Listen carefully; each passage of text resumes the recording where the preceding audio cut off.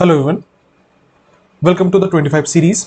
ये इस सीरीज का चौथा वीडियो है। अब तक हमने एक ग्रामर का वीडियो किया है, एक एरर का वीडियो किया है, साथ ही साथ में एक वोकैब का और एक कॉम्प्रिहेंशन का वीडियो हम देख चुके हैं। इस वीडियो में अगेन ये ग्रामर का वीडियो रहने वाला है। हम करने वाले हैं 25 एरर डिटेक्शन के, स्पॉटिंग एरर के सवाल। मैंने कोशिश की है कि इनको जितना डिफरेंट डिफरेंट कॉन्सेप्ट से रखा जाए ताकि सारी चीज़ें आपकी रिवाइज होती चले। कुछ कॉन्सेप्ट्स इंपॉर्टेंट थे, कुछ क्वेश्चंस ऐसे हैं जो बहुत ऑब्वियस हैं लेकिन आपके लिए जानने ज़रूरी है। मैंने उन सबको इन 25 क्वेश्चंस में रखने की कोशिश की है। अब आपको करना यह है कि हर बार जब आपके स्क्रीन पे क्वेश्चन आएगा, आपको वीडियो को पॉज करके अपना आंसर ट्राई करना है, फिर मेरा सोल्यूशन देखना है। ठीक है, चलिए शुरू करते बिना समय गवाए। पहला सवाल है, were I the president I would award you a title. बहुत ही आसान सवाल है, आई होप आपने ट्राई कर लिया है। आपने कंडीशनल सेंटेंस पढ़ा होगा, ये सेकंड कंडीशनल सेंटेंस का एक सवाल है। हमने कंडीशनल सेंटेंस बहुत डिटेल में किया है, पूरी की पूरी वीडियो आपको मिल जाएगी कंडीशनल सेंटेंस की, जिसमें मैंने जो मिक्स कंडीशनल्स है वो भी पढ़ा है और जो third conditional, second conditional, first conditional वो भी पढ़ा है। तो सेकंड कंडीशनल कहता है कि आप जब भी इसका स्ट्रक्चर लिखो तो किसी अनरियल बात के लिए स्ट्रक्चर होना चाहिए if plus subject plus verb, और मेन क्लॉज में होना चाहिए subject plus would plus base form. ठीक है, जैसे अगर मैं बोलूं कि अगर मैं राजा होता तो मैं उसे लिखता हूं कि if I were a king. मैं कह रहा हूं कि अगर मैं तुम्हारा भाई होता तो मैं उसे लिखूंगा if I were your brother, और ऐसे ढेर सारे सेंटेंसेस। ठीक है, लेकिन इसी कंडीशनल सेंटेंस के एडवांस्ड फॉर्म में आपने पढ़ा होगा कि कंडीशनल सेंटेंसेस में इन्वर्जन भी लग सकता है। नाउ इन्वर्जन क्या होता है? इन्वर्जन हम वैसे किस्म के सेंटेंस को कहते हैं जिसको for the sake of emphasis हम उसके स्ट्रक्चर में थोड़े से चेंजेस करके उसके वर्ब को पहले लिखते हैं और सब्जेक्ट को बाद में। क्या करते हैं? वर्ब को पहले लिखते हैं और सब्जेक्ट को बाद में। ठीक है, जब आप कंडीशनल सेंटेंसेस में इन्वर्जन लगाते हो तो यहां से क्या चेंजेस होते हैं सीखना। यहां से सबसे पहले इफ रिमूव हो जाएगा, विच मीन्स अब इस सेंटेंस में इफ का कोई काम नहीं है।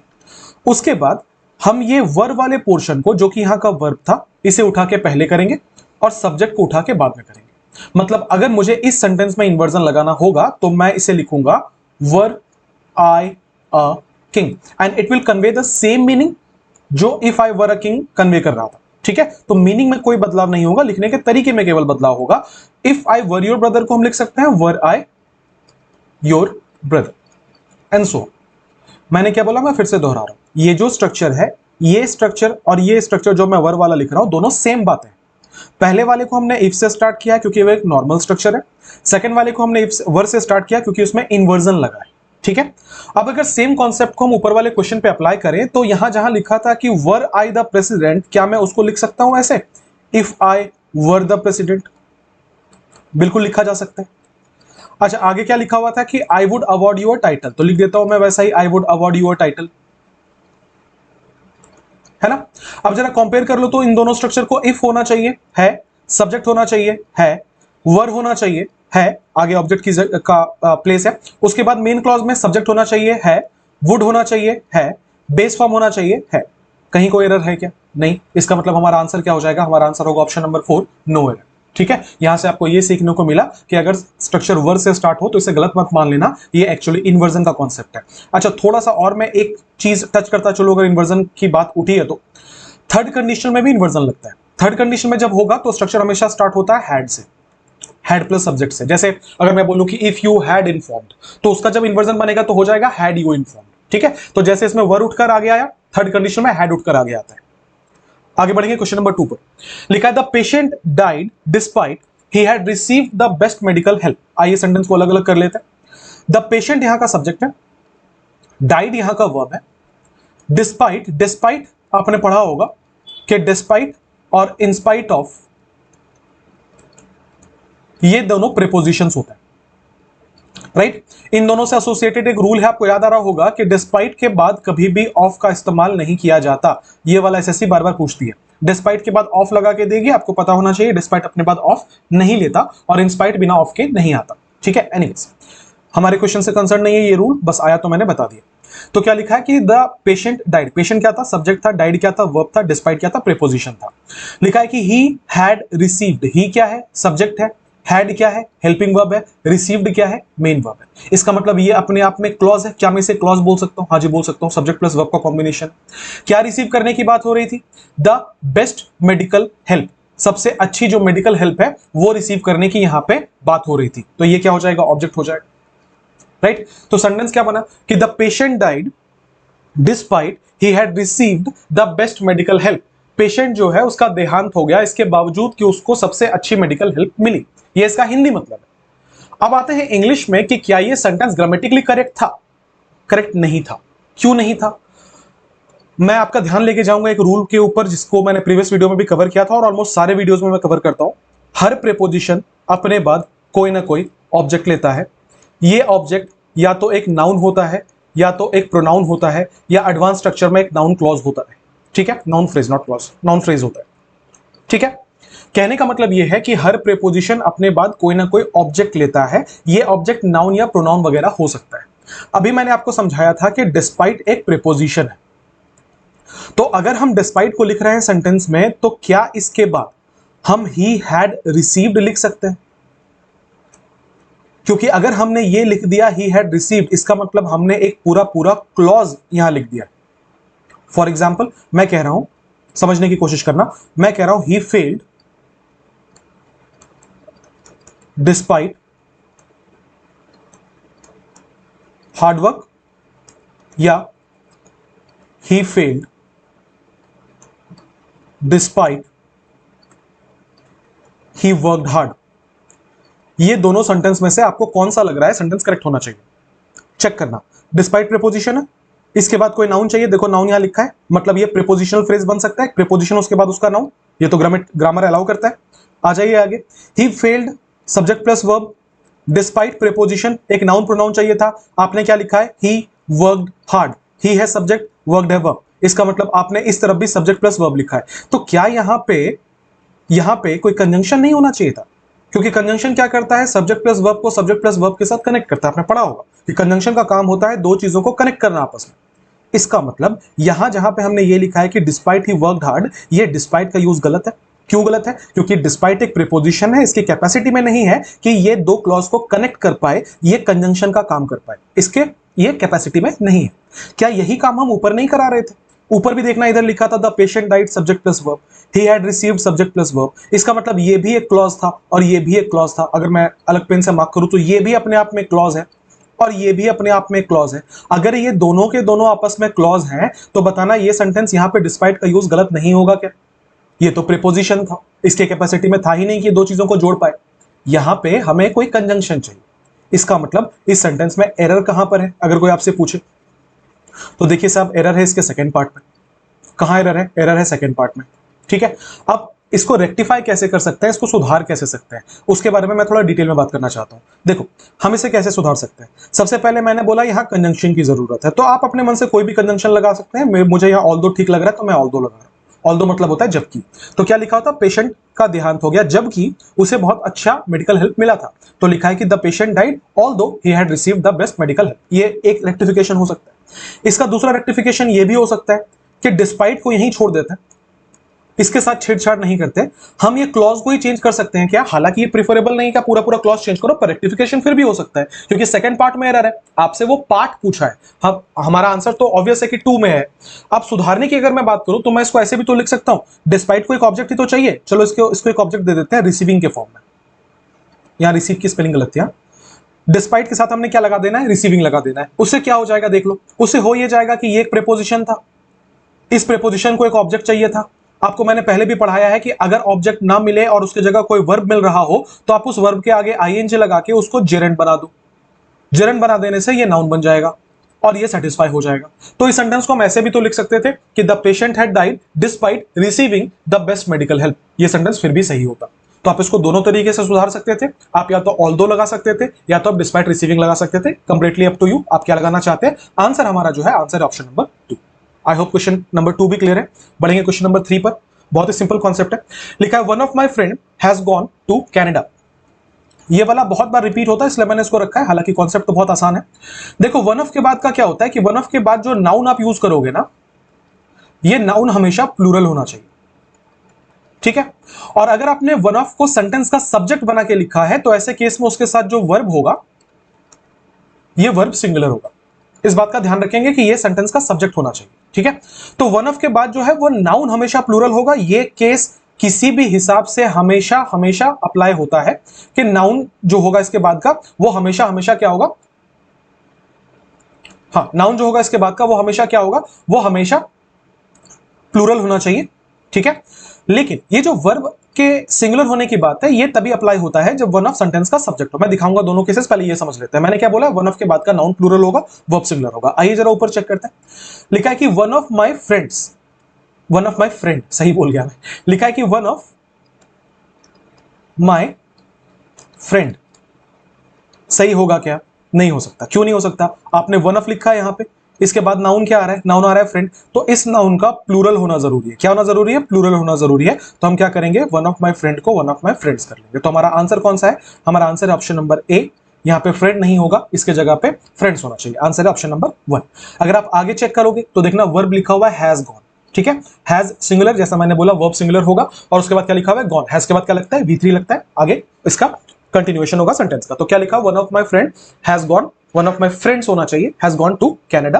आंसर है ऑप्शन नंबर 1। अभी जो मैं बात कह रहा था कि ये सेंटेंस के सब्जेक्ट में होना चाहिए, क्योंकि एक वीडियो में मैं ये पढ़ा रहा था और बहुत सारे स्टूडेंट्स ने कमेंट में लिखा कि सर वन ऑफ के बाद तो वर्ब सिंगुलर होता है, और वो सवाल क्या था कि ही इज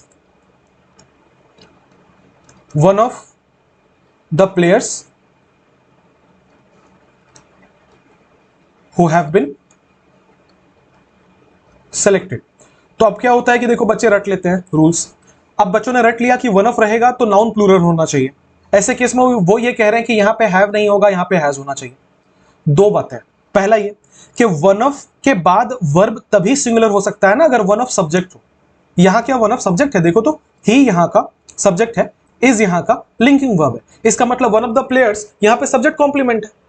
आप सब्जेक्ट कॉम्प्लीमेंट के हिसाब से वर्ब कब से लगाने लगे? वर्ब किसके अकॉर्डिंग आता है? सब्जेक्ट के अकॉर्डिंग आता है। तो ये जो रूल है ये तो तभी अप्लाई होगा ना जब वन ऑफ सेंटेंस का सब्जेक्ट होगा। ये तो यहां पे मिडिल में आया है, सब्जेक्ट भी नहीं है, ये सब्जेक्ट इसका ही है, इसका मतलब यहां तो नहीं लग सकता। अच्छा आगे बात करते हैं, ये हैव किसके अकॉर्डिंग आ रहा है? ये हैव आ रहा है हु के अकॉर्डिंग, और हु का एंटीसीडेंट कौन है? प्लेयर्स है। इसका मतलब ये जो प्लेयर्स लिखा हुआ है ये प्लूरल है, तो हम ये मान के चलेंगे ये हु भी जो है ये प्लूरल है, तो इसके अकॉर्डिंग जो वर्ब होगा ये भी प्लूरल होगा। यहां वन ऑफ का तो कोई सीन ही नहीं है, इसलिए मैं बोलता हूं रट के नहीं पढ़ना चाहिए, ठीक है। रट के पढ़ोगे तो एग्जाम में गच्चा खा जाओगे। रट के नहीं पढ़ना है, समझ के पढ़ना है। वन ऑफ के बाद वर्ब तभी सिंगुलर हो सकता है ना जब वन ऑफ सेंटेंस का सब्जेक्ट हो। यहां वो सब्जेक्ट नहीं था, तो वो वाला रूल यहां मत घुसेड़ देना, ठीक है। आंसर क्या होगा? Option number 1। आगे बढ़ेंगे, question number 4। Florence Nightingale was called lady with the lamp. Florence Nightingale नाम है किन्हीं का, एक प्रॉपर नाउन है। वॉज कॉल्ड, उन्हें बुलाया जाता था। देखो वॉज और इज ये दोनों चल सकता है। क्यों?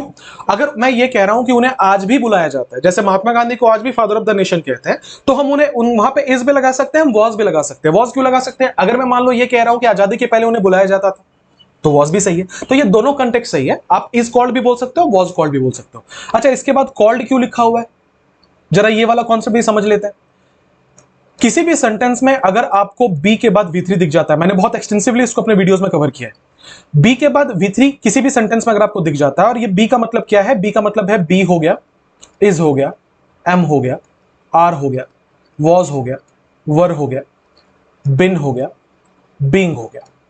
इसमें से कुछ भी हो जाए और इसके साथ अगर वर्ब का तीसरा फॉर्म आ जाए तो समझ जाना हम सेंटेंस को पैसिव रखना चाह रहे हैं। पैसिव, किसी भी सेंटेंस के पैसिव होने का मतलब यह होता है कि उसमें जिसे आपने सब्जेक्ट बनाया है वो उस एक्शन का, उस वर्ब का डूअर होता है, रिसीवर नहीं। मैं क्या बोलूं फिर से सुनो। किसी भी सेंटेंस का पैसिव जो है, अगर किसी सेंटेंस का पैसिव बनेगा, उल्टा लिख दिया मैंने, माफ कीजिएगा, उल्टा लिख दिया मैंने। किसी भी सेंटेंस का जो पैसिव होगा उसका जो सब्जेक्ट होगा वो रिसीवर होगा। क्या होता है, जो वर्ब आपने यूज किया है, जो एक्शन आपने यूज किया है, वो कौन कर रहा है इसके बेसिस पे डिसाइड होता है कि सेंटेंस एक्टिव है कि पैसिव है। जिसको आपने सब्जेक्ट माना, जिसको आपने सब्जेक्ट माना, अगर वो एक्शन का डूअर होगा तो सेंटेंस होता है एक्टिव वॉइस, और अगर वो एक्शन का रिसीवर होगा तो सेंटेंस होता है पैसिव वॉइस। टॉप 10 कॉन्सेप्ट बोल के एक मैंने प्लेलिस्ट बनाई हुई है जिसमें 4-5 वीडियोस अभी तक डाले हैं, आप जाकर देखना। वहां पे एक्टिव पैसिव वाला जो कॉन्सेप्ट था वो मैंने बहुत एक्सटेंसिवली कवर किया है। वहां मैंने सिखाया है कि एक्टिव पैसिव के एरर कैसे बनते हैं। वहां पे मैंने बहुत डिटेल में समझाया था एक्टिव पकड़ते कैसे हैं, पैसिव पकड़ते कैसे। नहीं देखा तो देख लेना, ठीक है। तो क्या है कि ये डुअर और रिसीवर वाले कॉन्सेप्ट से आप एक्टिव पैसिव आराम से बना सकते हो। तो मैंने क्या बोला है अभी, सब्जेक्ट अगर डुअर होगा तो वो एक्टिव वॉइस होता है, सब्जेक्ट अगर रिसीवर होगा एक्शन का तो पैसिव वॉइस होता है। यहां लिखा होता है वॉज कॉल्ड। वॉज कॉल्ड का मतलब ये है कि बी प्लस वी थ्री है। अगर बी प्लस वी थ्री है इसका मतलब मैं सेंटेंस को पैसिव रखना चाह रहा हूं, ठीक है। तो यहां क्या मतलब बन रहा है कि जो सब्जेक्ट है हमारा फ्लोरेंस नाइटिंगेल, ये किसी को नहीं बुलाते, इनको ही बुलाया जाता है। तो बात तो बिल्कुल ठीक है, इनको बुलाया जाता है, ये सेंटेंस तो बिल्कुल ठीक लग रहा है कि फ्लोरेंस नाइटिंगेल वाज कॉल्ड। क्या बुलाया जाता है, लेडी विद द लैम्प। ये एक टाइटल है जो इनको दिया गया है, ठीक है। फ्लोरेंस नाइटिंगेल को क्या बुलाया जाता है, इन्हें बुलाया जाता है लेडी विद द लैम्प। इसका मतलब क्या होगा, इसमें एरर कहां पर होगा। एक एरर है जो मुझे साफ साफ दिख रहा है सामने, आपको भी शायद दिख रहा होगा। अगर मैं बोलूं कि महात्मा गांधी वॉज, या इस जो भी बोलो, was called father of nation, तो दोस्त इसे प्रिफर नहीं किया जाता, प्रिफर किया जाता है द फादर ऑफ नेशन। हालांकि ये कोई एब्सोल्यूट रूल नहीं है, पर हमेशा प्रिफर किया जाता है टाइटल्स के आगे आर्टिकल द लगाने को। यहां लिखा हुआ था Florence Nightingale was called lady with the lamp. आप समझ पा रहे होंगे कि ये अपने आप में एक टाइटल है। चूंकि ये अपने आप में एक टाइटल है, इसके आगे हमें द लगाना चाहिए प्रिफरेबली। तो आंसर क्या हो जाएगा, Florence Nightingale was called the lady with the lamp. Clear है। Question number 5, foolishly Rama threw some water on the electric heater when it catches fire and he got a shock। foolishly एक adverb है, adverb of manner है, जिसका मतलब होता है किस तरीके से काम किया गया। एडजेक्टिव फुलिश के आगे ly लगा के एडवर्ब फुलिशली बनाया गया है, ठीक है। तो क्या लिखा हुआ है कि फुलिशली रमा थ्रू, रमा क्या है, सब्जेक्ट है, थ्रू क्या है, वर्ब है, V2 है, पास्ट है, दिख रहा होगा आपको। सम वाटर ऑब्जेक्ट है, on the electric heater, on preposition, the electric heater उसका ऑब्जेक्ट। तो ये प्रीपोजिशनल हमारा फ्रेज है, इसमें तो कहीं कोई एरर नहीं है, तो मैंने उसको काट दिया है। तो हमें एक क्लॉज मिला है यहां पे। पहला क्लॉज ये है कि रमा थ्रू सम वाटर, ये क्लॉज नंबर 1 है।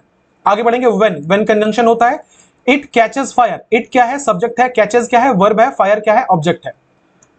इट कैचेस फायर, ये क्लॉज नंबर 2 है। एंड कंजंक्शन है, ही सब्जेक्ट है, गॉट वर्ब है, अ शॉक ऑब्जेक्ट है।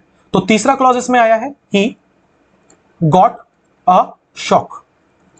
अगेन मैं बोलता हूं बार बार, रट के नहीं पढ़ना है। एक रूल बच्चों ने रट लिया है कि अगर एक सेंटेंस पास्ट होगा तो पूरा सेंटेंस पास्ट होगा, बिना टाइमलाइन समझे। टाइमलाइन समझो, क्या ये घटना सारी की सारी पास्ट की है, क्या ये घटना एक साथ हो रही है। रमा ने कुछ पानी फेंका, उससे आग लगी, उससे शॉक लगा, ये सारी घटनाएं ऑब्वियसली पास्ट की है और ये क्रोनोलॉजी में हुई है। इसका मतलब ये पूरी की पूरी घटना हो चुकी है, ये पूरी की पूरी घटना पास्ट की है। अब आज चेक करते हैं, अगर ऐसा है तो तीनों के तीनों क्लॉजेस पास्ट में होने चाहिए। Rama threw some water, verb का दूसरा फॉर्म है, वर्ब का दूसरा फॉर्म पास्ट टेंस होता है। इट कैचेस फायर, वर्ब का पांचवा फॉर्म है, पांचवा फॉर्म प्रेजेंट टेंस होता है। ही got a shock, he got V2 है, पास्ट टेंस है। तो यहां पे 3 क्लॉज हैं जिसमें 2 क्लॉज जो है पास्ट के हैं और एक क्लॉज प्रेजेंट के हैं। अब क्या एक रॉकेट साइंस है एरर ढूंढने के लिए? आंसर कौन सा होगा? S, option number 4। करेक्शन क्या होगा? करेक्शन होगा यहां कैचेस नहीं होना चाहिए, इसके जगह पे V2 कॉट होना चाहिए। क्या हो जाएगा? Rama threw some water on the electric heater when it caught fire and he got a shock. ठीक है, प्लीज इस बात को मार्क कीजिएगा कि मैंने ये बिल्कुल नहीं बोला है कि एक सेंटेंस पास्ट में था तो पूरे सेंटेंस को पास्ट में रखना है। मैंने ये कतई नहीं बोला है। मैं बार बार कहता हूं, रूल रट के नहीं पढ़ना है, समझ के पढ़ना है। मैं बोल रहा हूं ये तीनों के तीनों घटनाएं पास्ट की हैं, इनकी क्रोनोलॉजी सेम है, इसलिए मैं इनको पास्ट में रख रहा हूं। ठीक है, अगला, the conference was attended by more than 100 delegates. लिखा हुआ है द कॉन्फ्रेंस, सब्जेक्ट क्या है? The conference. वॉज अटेंडेड, फिर से आपको दिख रहा होगा वॉज अटेंडेड लिखा है यहां पर, जिसका मतलब है बी के बाद V3 आया है। बी के बाद V3 जैसे आया तुरंत मेरे दिमाग में आया कि सेंटेंस पैसिव होना चाहिए। जैसे मैंने पैसिव लिखा तुरंत मेरे दिमाग में आया कि जो भी सब्जेक्ट है इसका वो इस एक्शन का रिसीवर होना चाहिए, डूअर नहीं। आइए, लिखा है the conference was attended, conference को अटेंड किया गया था। कॉन्फ्रेंस क्या है? सब्जेक्ट, वॉज क्या है? हेल्पिंग वर्ब, अटेंडेड क्या है? Main verb. ठीक है, तो क्या हो जाएगा, the conference was attended, which means conference ने किसी को अटेंड नहीं किया, कॉन्फ्रेंस को अटेंड किया गया है, पैसिव में है, ये receiver of the action attend करने का। ये तो बिल्कुल ठीक लग रहा है कि कॉन्फ्रेंस को अटेंड किया गया, ऑब्वियसली कॉन्फ्रेंस किसी को अटेंड नहीं करेगा। The conference was attended by more than, कितने लोगों के द्वारा, बाय प्लस एजेंट लिखा है, बाय मोर देन 100 डेलीगेट्स, 100 से भी ज्यादा डेलीगेट्स, डेलीगेट्स मतलब एनवॉइस जिन्हें हम कहते हैं, राजदूत जिन्हें कहा जाता है। तो बाय मोर देन 100 डेलीगेट्स, 100 से ज्यादा डेलीगेट्स जो थे उन्होंने अटेंड किया। अब 100 से ज्यादा है तो प्लूरल है, तो डेलीगेट्स बिल्कुल होना चाहिए, कहीं कोई एरर नहीं मिल रहा है। आंसर क्या हो जाएगा, आंसर हो जाएगा no error, option number S, no error. ठीक है, क्योंकि कहीं कोई एरर नहीं था, मैंने बता दिया पास्ट यहां पे, पास्ट क्यों जस्टिफाइड है। आगे लिखा है कि जयेश लव्ड हिज गुरु इमेंस, लिखा है कि जयेश अपने गुरु से बहुत ज्यादा प्यार करता था। जयेश क्या है, सब्जेक्ट है, लव्ड क्या है, वर्ब है, हिज गुरु ऑब्जेक्ट है, इमेंस यहां पे एडजेक्टिव का काम कर रहा है। ठीक है, एंड कंजंक्शन है, गेव हिम, ये गेव यहां का वर्ब है जिसका सब्जेक्ट अभी भी कौन है, जयेश। तो जयेश, ये एंड जो कंजंक्शन है ना, ये दो वर्ब को जोड़ रहा है, वर्ब प्लस ऑब्जेक्ट को जोड़ रहा है, एक लव्ड को उसके ऑब्जेक्ट, लव प्लस ऑब्जेक्ट को गेव प्लस ऑब्जेक्ट के साथ जोड़ रहा है। ठीक है, तो ये जो एंड है ये कंजंक्शन का काम कर रहा है, ये गेव जो इसका सब्जेक्ट अभी भी कौन है, जयेश है। तो लिखा है कि and gave him the fullest loyalty, object complement क्या दिया उन्होंने, फुलेस्ट लॉयल्टी दिया। येट, येट क्या है, कंजंक्शन है, फिर भी, he subject, had verb, his own independent way of thinking, फिर भी उसका अपना सोचने का तरीका था। तो क्या कह रहा है हिंदी में कि जयेश ने अपने गुरु को बहुत प्यार दिया और उनकी पूरी लॉयल्टी अपनी दी, मतलब पूरी की पूरी ईमानदारी अपने गुरु के साथ रखी, लेकिन उसका अपना सोचने का एक इंडिपेंडेंट तरीका था, अपना एक अलग तरीका था। ठीक है, इसमें एरर ढूंढेंगे उसके पहले क्या आप ये समझ पाए कि सेंटेंस पे 3 क्लॉज है। पहला वाला क्लॉज जयेश से स्टार्ट होकर इमेंस तक है, दूसरा वाला क्लॉज जयेश ही सब्जेक्ट है और गेव से स्टार्ट करके लॉयल्टी तक है, तीसरा वाला जो क्लॉज है वो ही से स्टार्ट करके थिंकिंग तक है। ये सब आपको एग्जाम में सोचना पड़ेगा। ठीक है, अब ये 3 क्लॉज है, देख लेते हैं तीनों का। सबसे पहले वर्ब क्या यूज किया हुआ है, यहाँ पे लव्ड है जो कि पास्ट है, कि जयेश ने अपने गुरु से प्यार किया पास्ट में और उनको पूरा सम्मान दिया पास्ट में, इसका मतलब ये घटना बिल्कुल क्रोनोलॉजी पास्ट की जा रही है। तो ये गेव जो है ये भी पास्ट है, लव्ड जो है ये भी पास्ट है, एंड ही हैड हिज। अब कुछ बच्चों को लगेगा कि सर हैड लिखा हुआ है तो V3 कहां लिखा हुआ है। आपको बता दूं कि हैज, हैव और हैड ये तीनों हेल्पिंग वर्ब भी होते हैं और ये तीनों मेन वर्ब भी होते हैं। जहां ये हेल्पिंग वर्ब होता है इसके बाद V3 होता है, जहां पे ये मेन वर्ब होता है इनका सेंस पास वाला होता है, पोजेशन वाला होता है। ठीक है, for example I have a car में इसके बाद V3 नहीं आता, ये यहां पे वर्ब का पहला फॉर्म है। जैसे वर्ब का फॉर्म चलता है, V1 होता है हैव, V2 होता है हैड, V3 होता है हैड, V4 होता है हैविंग और V5 होता है हैज। ये वाला फॉर्म ऐसे चलता है। ठीक है, ये वाला फॉर्म ऐसे चलता है। तो ये वाला क्या होगा, वर्ब का पहला फॉर्म, मेरे पास एक कार है, तो जहां पे लिखा है ना he had his own ideas, ये वाला हैड है, V2 वाला हैड है। ठीक है, तो देखो यहां भी V2 है पास्ट है, यहां भी V2 है पास्ट है, यहां भी V2 है पास्ट है। तो ये टेंस का एरर मत कर देना, या यहां मत ये ढूंढ लेना कि सर हैव, हैज, हैड के बाद V3 नहीं लिखा हुआ था। V3 क्यों नहीं लिखा होता मैंने बता दिया। ठीक है, एक एक करके चेक करते हैं। आ जाओ शुरू से, क्या लिखा है, जयेश लव्ड हिज गुरु इमेंस। अब देखो जहां पे मैंने इमेंस लिखा था ना, वहां पे मैंने बड़े कॉन्फिडेंटली इसको बोला था एडजेक्टिव। मैं बार बार आपको समझाता हूं और फर्स्ट क्लास से समझाता रहा हूं कि कौन नाउन है कौन एडजेक्टिव है, ये सब पिक करना आप सीख लो। और इसमें याद करने जैसा कुछ नहीं है, बस 2 वर्ड का कोई फ्रेज बना लो। जैसे कि मैं कह रहा हूं कि he has got immense popularity, उसकी पॉपुलैरिटी बहुत ज्यादा है। तो पॉपुलैरिटी क्या है, नाउन है। कैसी पॉपुलैरिटी है, इमेंस पॉपुलैरिटी है, इसका मतलब इमेंस क्या होगा, एडजेक्टिव होगा। क्लियर है, ये एडजेक्टिव है। अच्छा, हम किसी भी सेंटेंस में जब एडजेक्टिव लिखते हैं तो वो किसे क्वालिफाई करने के लिए आता है, किसी नाउन या प्रोनाउन को। क्वालिफाई करने का मतलब किसी के बारे में एक्स्ट्रा जानकारी देता है। जैसे ये पॉपुलैरिटी की नाउन के बारे में एक्स्ट्रा जानकारी दे रहा था, तो ये नाउन या प्रोनाउन को क्वालिफाई करने के लिए आता है। क्लियर है, लेकिन अब अगर हम सेंटेंस देखें, मैं पूरा सेंटेंस यहां लिख रहा हूं, क्या लिखा हुआ था कि जयेश लव्ड हिज गुरु इमेंस। अब अगर जैसा मैंने कहा है कि ये एक एडजेक्टिव है, तो ये किसी ना किसी नाउन या प्रोनाउन को क्वालिफाई करने के लिए आना चाहिए। अब यहां 2 नाउन है, या तो ये जयेश को क्वालिफाई कर रहे हैं कि जयेश बहुत इमेंस था, या तो मैं ये बोलूं कि गुरु बहुत इमेंस थे। दोनों में से किसी में सेंस नहीं बन रहा। शायद ऐसा भी तो हो सकता है कि ये इमेंस गलत लिखा हुआ है यहां पे। एक बार जरा फील करो तो सेंटेंस को, जयेश अपने गुरु से बहुत ज्यादा प्यार करता था। इसका मतलब ये जो बहुत ज्यादा करता था, ये इस प्यार की इंटेंसिटी को बता रहा है ना, ये प्यार के मैनर को बता रहा है ना, कि कैसे प्यार करता था, कितना प्यार करता था, बहुत ज्यादा प्यार करता था। इसका मतलब ये इस वर्ब लव्ड को क्वालिफाई करने के लिए आया था। हमने ये पढ़ा है कि अगर किसी सेंटेंस में कोई नाउन को क्वालिफाई करने के लिए आए, प्रोनाउन को क्वालिफाई करने के लिए आए, तो हम उसे एडजेक्टिव कहते हैं। लेकिन अगर वो किसी वर्ब को क्वालिफाई करने के लिए आए तो उसे एडवर्ब कहा जाता है। और किसी भी एडजेक्टिव के आगे एलवाई लगा, किसी भी तो नहीं पर मैक्सिमम एडजेक्टिव के आगे एलवाई लगा के हम एडवर्ब बना सकते हैं। इसका मतलब हमें जरूरत थी एडवर्ब की, हम लगा रहे थे एडजेक्टिव। तो बताओ एरर होगा कि नहीं होगा? बिल्कुल एरर होगा। ये वाला वर्ड यहां पे गलत है, ये वाला वर्ड यहां पे गलत है। होना क्या चाहिए था? होना चाहिए था भैया यहां पे इमेंस लिखा है, उसके आगे एलवाई लगा दो और उसे बना दो इमेंसली। तो आंसर क्या हो जाएगा? जयेश लव्ड हिज गुरु इमेंसली। आंसर है ऑप्शन नंबर ए। क्लियर है? आगे बढ़े। We have done everything that can be done to avert the storm which is now coming on। लिखा है कि हम जो कर सकते थे हमने वो सब कुछ किया है ताकि जो स्टॉर्म है उसे अवॉइड किया जा सके, जो आने वाला स्टॉर्म है उसे अवॉइड किया जा सके। आ जाओ एक एक करके चेक करते हैं। दो तीन क्लॉज इसमें भी है। लिखा है we have done everything. We क्या है? सब्जेक्ट है। हैव क्या है? हेल्पिंग वर्ब है। डन क्या है? V3 है। ठीक है। एवरीथिंग ऑब्जेक्ट है। लिखा है वी हैव डन एवरीथिंग, हमने सब कुछ किया। दैट कैन बी डन, ये वाला एक रिलेटिव क्लॉज है। मैं बार बार आपको समझाता हूं रिलेटिव क्लॉज किसे कहते हैं।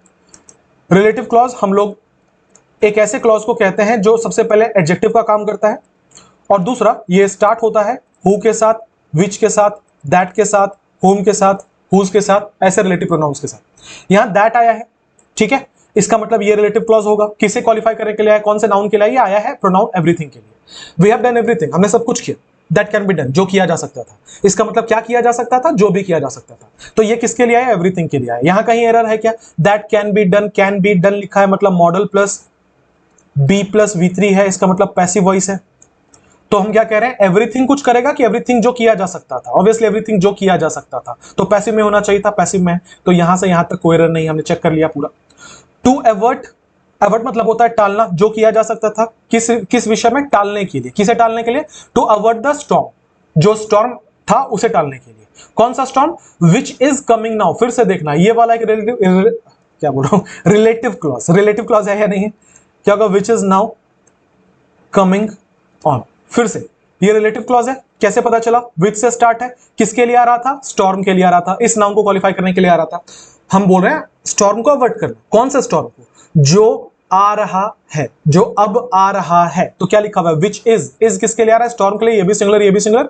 नाउ कमिंग ऑन, जो अभी भी आ रहा है। ठीक है, which is now coming on. कहीं कोई एरर नहीं मिला। आंसर क्या होगा? Option number 4, no error. देखो आप अलग अलग करके जब लिखने लगते हो ना, तो आपको बहुत क्लैरिटी आती है नो एरर के लिए। ऐसे बच्चे जो ये बोलते हैं कि नो एरर नहीं पकड़ाता एग्जाम में, उनको अगर सेंटेंस आप तोड़ कर पढ़ोगे तो आपको बहुत कॉन्फिडेंस आएगा नो एरर मार्क करने के लिए। अगला, आई वॉज प्रिटी श्योर, मैं बहुत पक्का था। आई सब्जेक्ट है, वॉज लिंकिंग वर्ब है, प्रिटी श्योर यहाँ का ऑब्जेक्ट कॉम्प्लीमेंट, सब्जेक्ट कॉम्प्लीमेंट है कि मैं बिल्कुल क्या था? मैं बिल्कुल श्योर था। दैट यहां से सबऑर्डिनेट क्लॉज स्टार्ट हो रहा है। ही वुड सपोर्ट मी, लिखा है ही वुड सपोर्ट मी। ही क्या है? सब्जेक्ट है। वुड सपोर्ट, वुड एक मॉडल है। एक रूल और यहां से रिवाइज होगा, हर मॉडल अपने बाद कोई ना कोई बेस फॉर्म लेता है, इस बात का ध्यान रखेंगे। तो क्या लिखा हुआ है? ही वुड सपोर्ट मी, तो मॉडल है और मॉडल के बाद बेस फॉर्म है।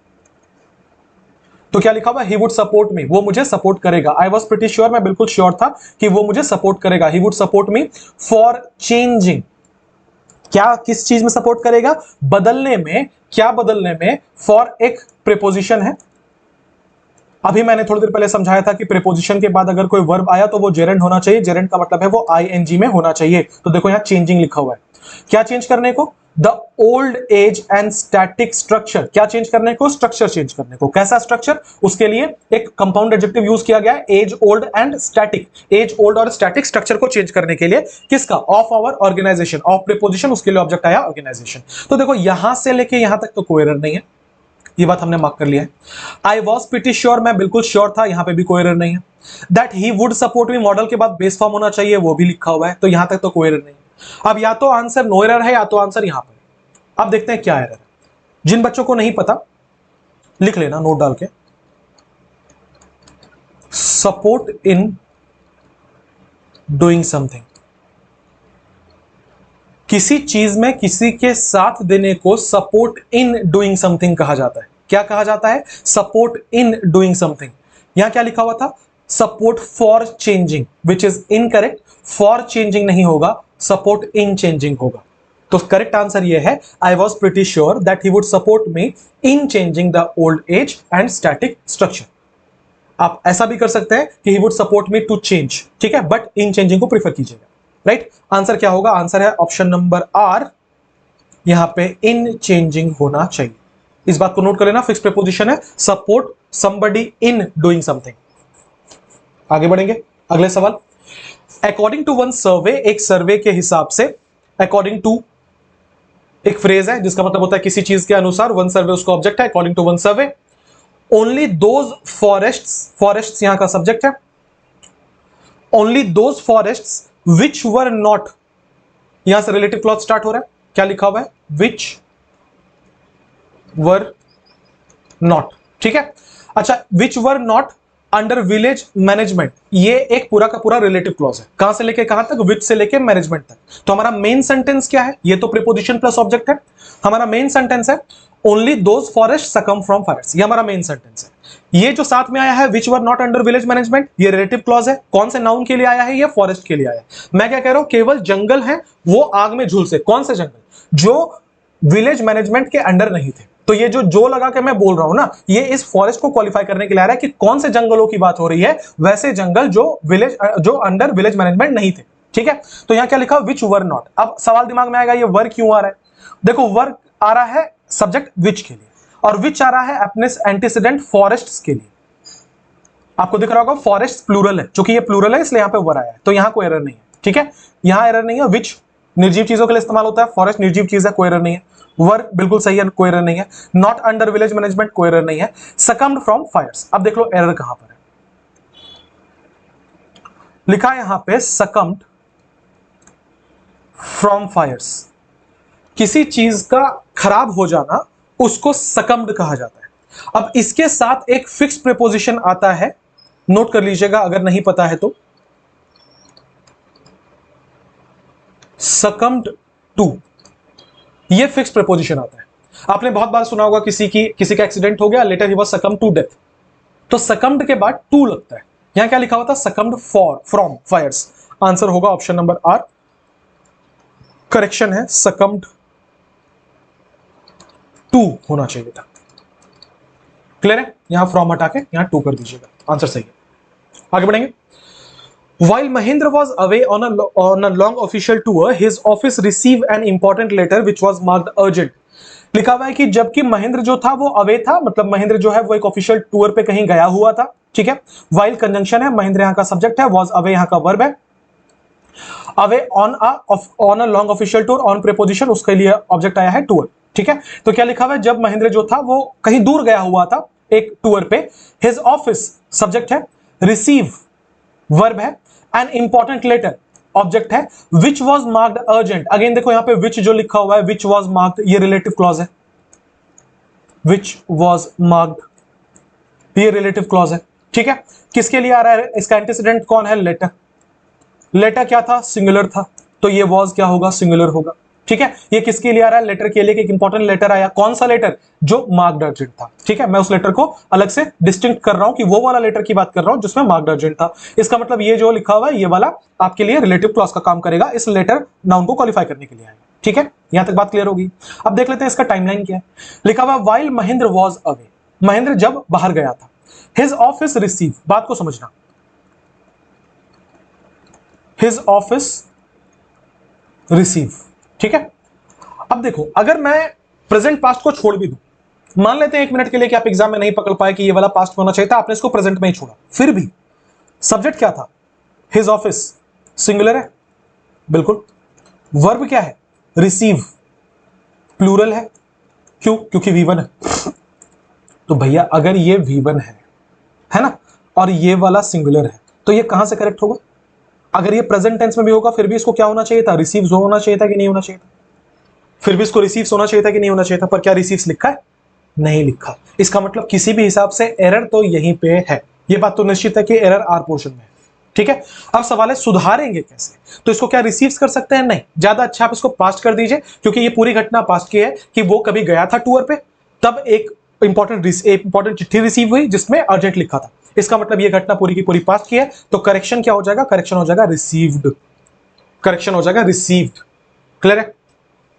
अगला, the house has been build in an attractive manner, जो घर है उसे बनाया गया है बहुत ही अट्रैक्टिव मैनर में। सब्जेक्ट क्या है यहां का? सब्जेक्ट है यहां का हाउस। ये आपके लिए वर्ब का काम कर रहा है, helping verb plus main verb, ठीक है। इन प्रीपोजिशन है, मैनर तरीका बता रहा है किस तरीके से बनाया गया।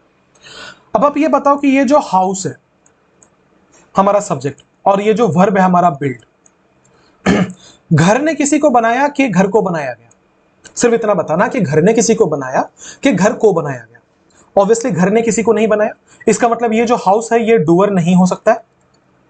क्या घर को बनाया जा सकता है? हाँ, घर को बनाया जा सकता है। इसका मतलब क्या ये रिसीवर हो सकता है? रिसीवर हो सकता है।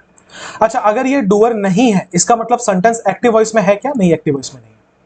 अगर ये रिसीवर है तो क्या सेंटेंस पैसिव वॉइस हो सकता है? हाँ जी साहब, पैसिव वॉइस हो सकता है। ये पैसिव वॉइस में हो सकता है। इसका मतलब यह है कि हम ये कहना चाह रहे हैं कि इस सेंटेंस को पैसिव में रखना था। क्या ये बात आप समझ पाए कि घर ने किसी को बनाया नहीं है, घर को बनाया गया है, सब्जेक्ट हमारा डूअर नहीं है, सब्जेक्ट हमारा रिसीवर ऑफ द एक्शन है, इसका मतलब सेंटेंस पैसिव में होना चाहिए। अभी मैंने आपको समझाया था कि पैसिव का स्ट्रक्चर होता है बी प्लस बी3। क्या आपको याद आ रहा है? मैंने अभी समझाया था बी हो, बिन हो, बीइंग हो, इज एम आर हो, वॉज वर हो, इन सब के बाद हमेशा V3 लगता है। क्या समझाया था? इसी को पैसिव कहते हैं। अब जरा एक बार इसका स्ट्रक्चर स्कैन करो तो, the house has been build, मैं ये भी अभी मैंने प्रूव किया है कि ये पैसिव में होना चाहिए। और फिर यहां पे जो स्ट्रक्चर लिखा है हैज बिन बिल्ड। अगर आपको ध्यान आ रहा हो तो बिल्ड V1 होता है, इसका V2 होता है बिल्ड, इसका V3 होता है बिल्ड।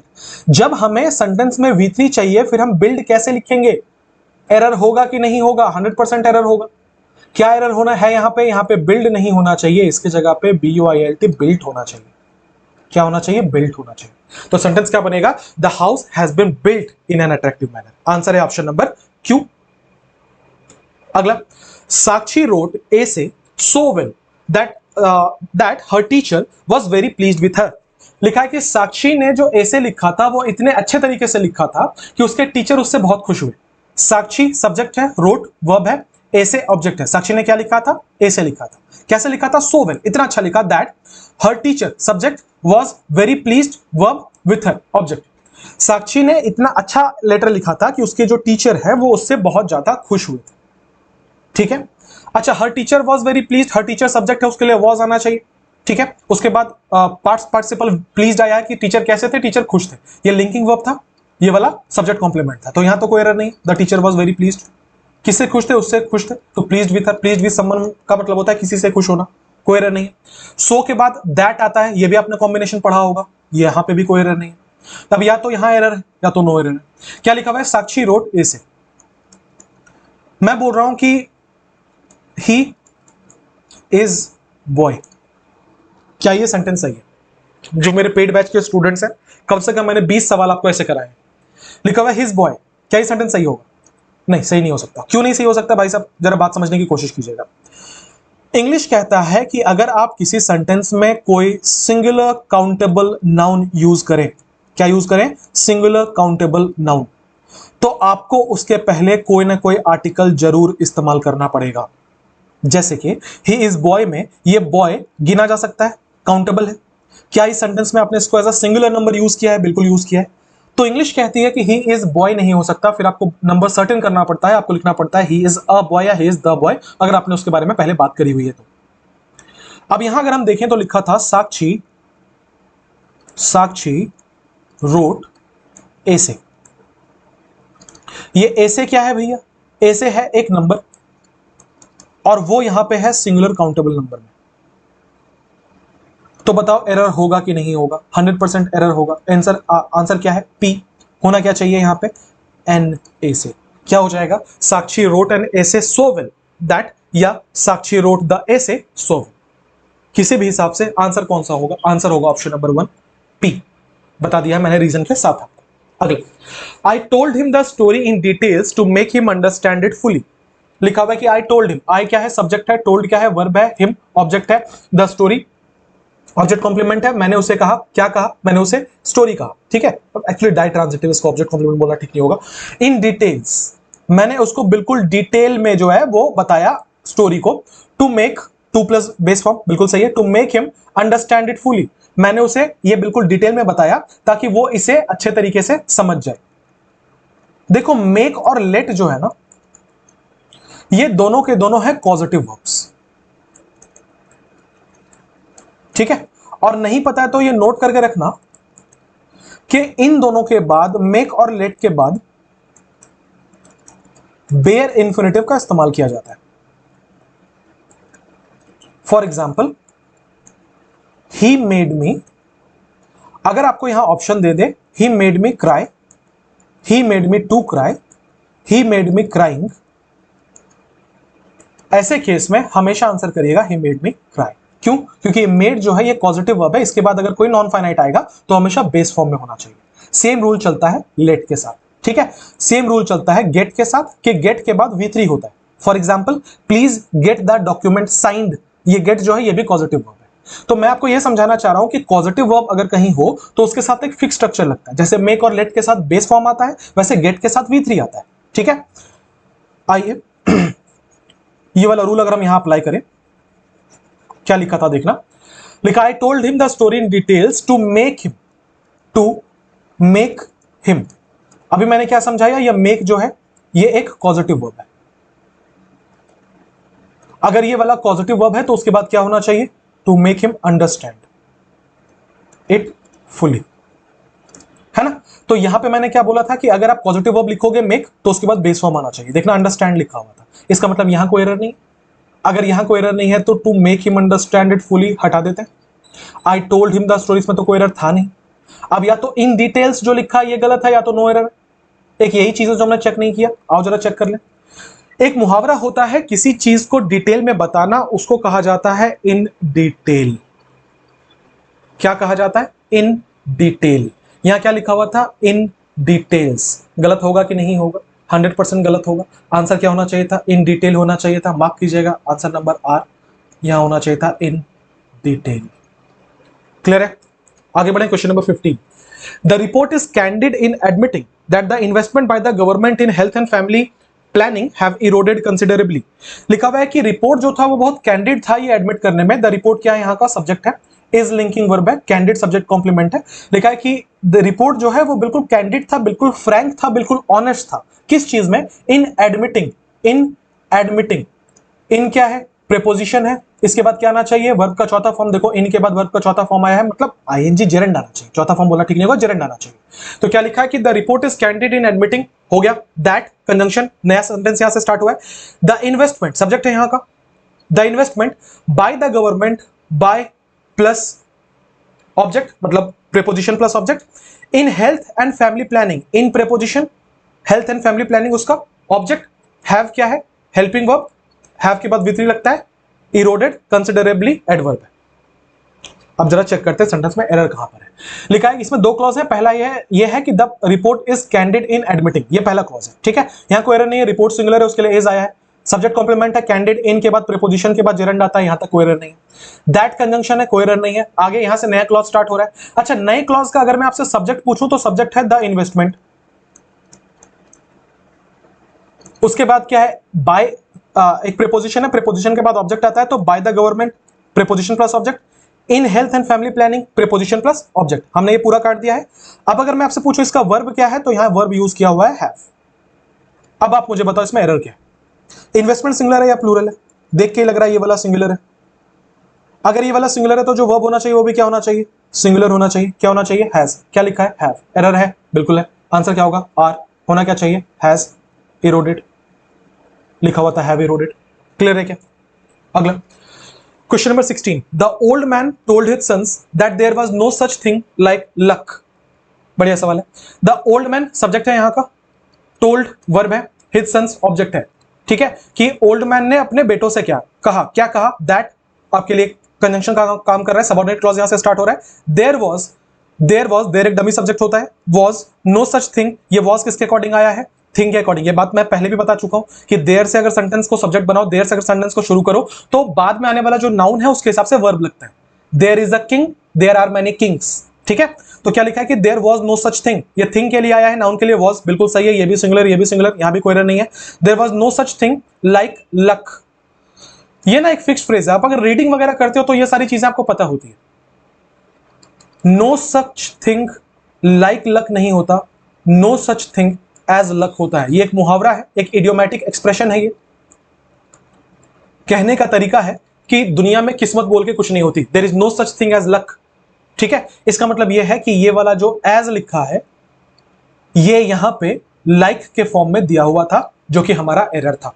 एरर क्या होना चाहिए था कि there was no such thing as luck, जहां लिखा है लाइक लक। ये बहुत ज्यादा इसमें ग्रामर इन्वॉल्व नहीं है, ये एक इडियोमैटिक एक्सप्रेशन है। अगर आप रीडिंग वगैरह बहुत अच्छे तरीके से करते हो तो ये बातें आपको पता होती है। अगला, we now look forward for some great achievements. ठीक है, देखो लुक फॉरवर्ड का मतलब होता है किसी चीज को एक्सपेक्ट करना। ठीक है, you are waiting for something is called look forward. तो क्या लिखा हुआ है कि we now look forward for some great achievements. अब हम कुछ नए अचीवमेंट्स की तरफ देख रहे हैं, या अब हम एक्सपेक्ट कर रहे हैं, हम उम्मीद कर रहे हैं उनकी। तो सब्जेक्ट क्या है यहाँ का? वी है। नाउ एडवर्ब ऑफ टाइम है।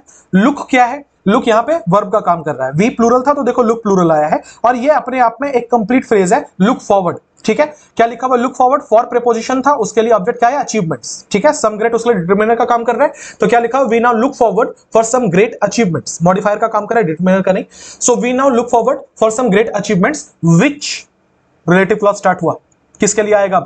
अचीवमेंट्स के लिए आएगा। Which to some extent, to some extent एक फ्रेज होता है जिसका मतलब होता है कुछ हद तक। ठीक है, कुछ हद तक। तो क्या लिखा हुआ है कि विच टू सम एक्सटेंट, जो कुछ हद तक, कैन रिस्टोर। कैन एक मॉडल है, मॉडल के बाद हमेशा बेस फॉर्म आता है। देखो मॉडल के बाद बेस फॉर्म लिखा हुआ है। रिस्टोर क्या रिस्टोर कर सकता है? The country's Prestige. क्या रिस्टोर कर सकता है? कंट्री के प्रेस्टीज को। ऑब्जेक्ट है वंस अगेन, फिर से। तो क्या लिखा हुआ? We now look forward for some great achievements which to some extent can restore the country's prestige once again. आ जाओ इसमें एरर की बात करते हैं। जब मैंने ये लिखा था लुक फॉरवर्ड, तो मैंने आधा लिखा था, क्योंकि ये बात आपने बहुत बार पढ़ा होगा, लुक फॉरवर्ड टू होता है। I am looking forward to meeting. Look forward अपने बाद टू लेता है। जबकि यहां जो एक्सप्रेशन लिखा हुआ था वो क्या लिखा हुआ था? We now look forward for some great extent. गलत है ये वाला। आंसर क्या होगा? पी। होना क्या चाहिए था? टू। आंसर हो जाएगा we now look forward to some great achievements. Clear है? आई होप आपको बनाने में मजा आ रहा है। अगर आपको बनाने में मजा आ रहा है तो वीडियो यहीं पे पॉज कर लेना, और उसके बाद जल्दी से जाना वीडियो के डिस्क्रिप्शन पे और जाकर चैनल को सब्सक्राइब कर लेना अगर नए हो तो। अगर आप एक पुराने स्टूडेंट हो तो आपकी ड्यूटी बनती है, इतना अच्छा कंटेंट अगर मैं प्रोवाइड कर रहा हूँ इतनी मेहनत के साथ, तो आपके लिए ये बहुत जरूरी है कि आप थोड़ा चैनल को सपोर्ट करो। सपोर्ट आप तब कर सकते हो जब आप इसको शेयर करोगे। तो ज्यादा से ज्यादा लोगों से तक इसको पहुंचाओ, इसको शेयर करो। एक लाइक जरूर कर देना। लाइक करने से ये होगा कि यूट्यूब को ये समझ में आएगा कि कंटेंट अच्छा है और वो इसे और प्रमोट करेगी। ठीक है, at the end of the video आपको जरूर से बताना है कि 25 में से कितने क्वेश्चंस आपने करेक्ट किए। ठीक है, अभी हम क्वेश्चन नंबर 18 पर है, काउंट करते जाना। लिखा है no method of making other people agree to your view point is as effective as this method. लिखा है कि कोई भी method, no method of making, देखो ऑफ प्रीपोजिशन तो उसके बाद जेरेंड मेकिंग आया है। लिखा है कि no method of making other people agree, कोई ऐसा मेथड नहीं है जिससे आप दूसरे लोगों को और ज्यादा अग्री कर सकते हो, अपनी बातों से अग्री करा सकते हो। तो मेक पीपल अग्री, देखना फिर से यहाँ पे मेक आया था तो उसके साथ बेस फॉर्म अग्री आया है। अग्रीड या अग्रीइंग या अग्री टू अग्री ऐसा नहीं लिखा हुआ है। ठीक है, जो अभी मैं पॉजिटिव वर्ब वाला समझा रहा था। No method of making other people agree to your view point, आपका जो व्यू पॉइंट है, आपका जो पॉइंट ऑफ व्यू है, कोई भी ऐसा मेथड नहीं है जो इतना ज्यादा इफेक्टिव है। इज एज इफेक्टिव एज, देखो यहां पे एज का इस्तेमाल किया गया, इसका मतलब आप दो चीजों में कंपैरिजन कर रहे हो। Is as effective as this method, कोई भी ऐसा मेथड नहीं है। चलो इस मेथड का नाम मैंने मान लो दे दिया JKM मेथड, एक रैंडम नाम मैंने उठा लिया। ठीक है, अब मैं कह रहा हूं कि कोई भी ऐसा मेथड नहीं है जो इतना इफेक्टिव है जितना कि JKM मेथड है। तो क्या JKM मेथड खुद में एक मेथड नहीं है या नहीं है? बिल्कुल है। अगर ये खुद में एक मेथड है और आप कह रहे हो कोई मेथड इतना नहीं है, इतना अच्छा नहीं है, इसका मतलब क्या आप इसी का कंपैरिजन इसी के साथ नहीं कर रहे हैं? बताना जरा। मैं कह रहा हूं कि I am a student of class 11, listen. ठीक है, अब मैं कह रहा हूं कि no student of class 11 is as good as I am. Class 11 का कोई भी बच्चा उतना अच्छा नहीं है जितना कि मैं हूं। मैं खुद क्लास 11 का स्टूडेंट हूं, तो क्या मैं अपने आप से भी ज्यादा अच्छा हूं? नहीं ना। आप जब कंपैरिजन करते हो तो दो यूनिट्स में करते हो। इसका मतलब आप कहना यह चाह रहे थे कि एक तरफ मैं खड़ा हूं और एक तरफ क्लास 11 के सारे खड़े हैं। ऐसे केस में आपको खुद को बताओ एक्सक्लूड करना पड़ेगा कि नहीं करना पड़ेगा? तो आप ये बोलोगे कि कोई भी 11th क्लास का बच्चा, या आप बोलोगे कि कोई और 11th क्लास का बच्चा? कोई और बोलने से क्या हो जाएगा कि मैं वहां से एक्सक्लूड हो जाऊंगा, कि मुझे छोड़कर जितने बचे उसमें से कोई इतना अच्छा नहीं है। इसका मतलब एरर है क्या? बिल्कुल एरर है। होना क्या चाहिए था? होना चाहिए था साहब no other method of making, not no method of making. Clear है? Our school is making every possible effort to provide the best facilities and personal attention for each child। आज का सवाल काफी अच्छा है, ठीक है, बढ़िया स्टैंडर्ड सवाल है। क्या लिखा हुआ है कि आवर स्कूल सब्जेक्ट है, is making helping verb plus main verb V4 में है, कोई एरर नहीं है। आवर स्कूल इज मेकिंग क्या बनाने की कोशिश कर रहे हैं? Every possible effort. यहाँ टेकिंग भी होता है, मेकिंग भी होता है एफर्ट के लिए। So our school is making every possible effort, हर मुमकिन प्रयास की जा रही है। टू प्रोवाइड, टू के बाद बेस्ड फॉर्म कोई एरर नहीं है। क्या प्रोवाइड करने की? To provide the best facilities, अच्छी फैसिलिटीज प्रोवाइड करने की और पर्सनल अटेंशन प्रोवाइड करने की हर बच्चे को। ठीक है, आवर स्कूल इज मेकिंग, कोई एरर नहीं है। क्या बनाने की कोशिश? एवरी पॉसिबल एफर्ट, कोई एरर नहीं है। एवरी के बाद सिंगुलर नाउन आता है, लिखा हुआ एफर्ट उसमें। टू प्रोवाइड, टू के बाद बेस्ड फॉर्म, कोई एरर नहीं है। क्या प्रोवाइड करना? द बेस्ट फैसिलिटीज, सबसे अच्छी फैसिलिटीज, बेस्ट सुपरलेटिव उसके पहले द आना चाहिए, आया है। And personal attention for each child. अब या तो फॉर ईच चाइल्ड गलत है या तो नो एरर। नहीं पता है अगर तो नोट करना और लिखना, प्रोवाइड समथिंग टू समवन। क्या होता है? Provide something to someone. लिखा है our school is making every possible effort to provide the best facilities and personal attention for every child. Correction है, फॉर के जगह पे होगा टू एवरी चाइल्ड। आंसर है ऑप्शन नंबर आर, यहां पे फॉर के जगह पे टू होगा। क्या प्रोवाइड करने की बात हो रही थी? बेस्ट फैसिलिटीज और पर्सनल अटेंशन। किसे प्रोवाइड करने की बात हो रही थी? हर बच्चे को। तो उन दोनों को कनेक्ट करने के लिए प्रीपोजिशन टू का इस्तेमाल किया जाता है। प्रोवाइड समथिंग टू समवन होता है, ठीक है। तो आंसर क्या हो जाएगा यहां पे? To each child. अगला, I did not like his comments on my paper. दो क्लॉज है यहां पे। पहला ये है, आई सब्जेक्ट है, डिड हेल्पिंग वर्ब है, लाइक मेन वर्ब है। लिखा आई डिड नॉट लाइक, क्या मुझे पसंद नहीं आया? हिज कमेंट्स, मुझे उनका कमेंट्स पसंद नहीं आया। किस पे नहीं पसंद आया? मेरे पेपर पे। I did not like his comments on my paper, but conjunction I had no. I क्या है? सब्जेक्ट है, हैड यहाँ का मेन वर्ब है। आई हैड नो ऑल्टरनेटिव, मेरे पास कोई ऑल्टरनेटिव नहीं था, ये दूसरा क्लॉज है। एज कंजंक्शन, तीसरा कंजंक्शन, दूसरा कंजंक्शन मतलब तीसरा clause. I subject, had verb है, अग्रीड मेन वर्ब है, टू कीप क्वाइट। देखो कितना अच्छा यहाँ पे हैड का यूज है। यहां हैड के बाद V3 नहीं आया है क्योंकि ये मेन वर्ब है, यहां पोजीशन वाला सेंस है कि मेरे पास कोई ऑल्टरनेटिव नहीं था। यहां हैड के बाद V3 आया है, इसका मतलब यहां पे हैड हेल्पिंग वर्ब यूज है, आज की वीडियो में बताया है। क्योंकि इसके बाद एक मेन वर्ब था, यहां हेल्पिंग वर्ब का काम कर रहा था क्योंकि मैंने अग्री किया था। पूरा का पूरा सेंटेंस पास्ट में, मुझे उसके कमेंट्स पसंद नहीं आए पास्ट में, लेकिन मेरे पास कोई ऑप्शन नहीं था पास्ट में, क्योंकि मैंने अग्री किया था कि मैं चुप रहूंगा पास्ट में। पूरी की पूरी घटना पास्ट में। एक बार चेक कर लो, लिखा आई डिड नॉट लाइक। ये आपने पढ़ा होगा कि किसी सेंटेंस में डू, डज और डिड होता है तो इसके बाद बेस फॉर्म आता है, ये आपको मैंने पढ़ाया हुआ है, ठीक है। तो यहां क्या लिखा हुआ था? आई डिड नॉट लाइक। एरर होगा या नहीं होगा? बिल्कुल एरर होगा, ठीक है। माफ कीजिए, एरर क्यों बोल रहा हूं, करेक्ट होगा या नहीं होगा? बिल्कुल करेक्ट होगा। डिड के बाद क्या होना चाहिए? लाइक होना चाहिए। तो यहां कोई एरर नहीं है। हैड मैंने बता दिया, यहां पे भी कोई एरर नहीं है, बाकी सारी चीजें ठीक लग रही है। आंसर क्या होगा? आंसर होगा नो एरर। हमने सारी चीजें चेक करके देख ली, कहीं कोई एरर नहीं मिल रहा है। अगला, Mahatma Gandhi did not solve all the problems of future but it did solve the problems of his own age. दो क्लॉज है यहां पे। महात्मा गांधी सब्जेक्ट है, did not solve helping verb plus main verb है। आपको दिख रहा होगा यहां डिड के बाद बेस फॉर्म लिखा है। अभी इसके पहले वाले क्वेश्चन में लिखा था मैंने कि डू, डज और डिड के बाद बेस फॉर्म आता है, तो देखो डिड के बाद बेस फॉर्म लिखा है। Did not solve all the problems, ये ऑब्जेक्ट है ऑफ फ्यूचर, ठीक है। ऑफ के बाद प्रीपोजिशन के बाद ऑब्जेक्ट है, but conjunction he did solve, लिखा ही डिड सॉल्व। जरा सेंटेंस को देखेंगे, यहां डिड लिखा है, उसके बाद सॉल्व लिखा है जो V2 है। अभी तो समझाया था कि डू, डज और डिड के साथ हमेशा बेस फॉर्म आता है। तो अगर हमेशा बेस फॉर्म आता है तो यहां डिड सॉल्व क्यों लिखा हुआ है? क्या होना चाहिए था? यहां पे डिड सॉल्व होना चाहिए था ना। आंसर होगा आर नंबर। अगला, we will pack not only the material properly but also deliver it to your valued customers. मैं इसको अलग अलग नहीं कर रहा क्योंकि बहुत सिंपल सेंटेंस है, फालतू टाइम पास होगा। ये आपने पढ़ा होगा, नॉट ओनली के साथ हमेशा क्या लगता है? But also. चेक कर लो, नॉट ओनली के साथ बट ऑल्सो लगाए। अच्छा, इस जहां पे भी इसे यूज करते हैं कोऑर्डिनेटिंग कंजक्शन है ये, तो डेफिनेटली यहां पे थियरी ऑफ पैरेललिज्म फॉलो होगा कि हम इन दोनों से हमेशा बराबर की चीजों को जोड़ेंगे। अगर इधर हमें कोई फ्रेज मिलेगा तो इधर फ्रेज होना चाहिए, इधर क्लॉज मिलेगा तो क्लॉज होना चाहिए, इधर वर्ब मिलेगा तो वर्ब होना चाहिए, नाउन मिलेगा तो नाउन होना चाहिए। क्या लिखा है? बट ऑल्सो डिलीवर, इसका मतलब यहां पे वर्ब है, तो हमने इधर भी वर्ब रखना है। क्या लिखा हुआ है? वी विल पैक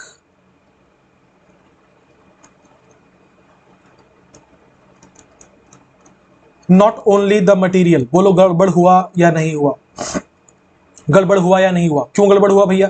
क्योंकि नॉट ओनली के बाद देखो यहां लिखा हुआ था द मटेरियल, जो नाउन था, जबकि हमें यहां डिलीवर चाहिए, डिलीवर लिखा था जो वर्ब था। इसका मतलब नॉट ओनली का पोजीशन गलत है ना। अगर हम देखें इसके आसपास में वर्ब कहां पर है, वर्ब यहां पे पैक है, तो नॉट ओनली को कहां होना चाहिए था? इसके पहले होना चाहिए था। तो करेक्ट सेंटेंस क्या होता? We will not only pack the material but also deliver it. तो आंसर है ऑप्शन नंबर पी, यहां पे होना चाहिए था नॉट ओनली पैक। क्लियर है क्या? 23 पर आएंगे। लिखा है no country can endure for long. Endure मतलब होता है बर्दाश्त करना, ठीक है। नो कंट्री यहां का सब्जेक्ट था, कैन एक मॉडल है, मॉडल के बाद बेस फॉर्म आता है, एंड्योर मतलब बर्दाश्त करना, बेस फॉर्म है। फॉर लॉन्ग, कोई भी देश जो है वो बहुत समय तक बर्दाश्त नहीं कर सकता। इफ कंडीशन है, if its foundations, foundations plural है, सब्जेक्ट है यहां का, फाउंडेशंस दिख रहा है, लगा हुआ है। आर प्लूरल है, ये प्लूरल सब्जेक्ट, तो plural verb are not lain deep. अगर उन्हें डीप नहीं रखा गया इन मटेरियल प्रॉस्पेरिटी, अगर उनके पास पैसे नहीं है, आसान भाषा में अगर उनके पास पैसे नहीं है तो बहुत दिन तक कोई भी देश बर्दाश्त नहीं कर सकता, ठीक है। इन प्रीपोजिशन है, उसके लिए प्रॉस्पेरिटी इसका ऑब्जेक्ट आ रहा है। अब मैं जो समझा रहा हूं बहुत प्यार से, बड़े इत्मीनान से समझना, वरना कंफ्यूज हो जाओगे। बहुत बढ़िया सवाल है वाला। क्या मैंने आपको लाई और ले के बीच का डिफरेंस बहुत बार नहीं बताया? क्या मैंने ये बोला था कि ले एक ट्रांजिटिव वर्ब होता है और लाई एक इंट्रांजिटिव वर्ब होता है,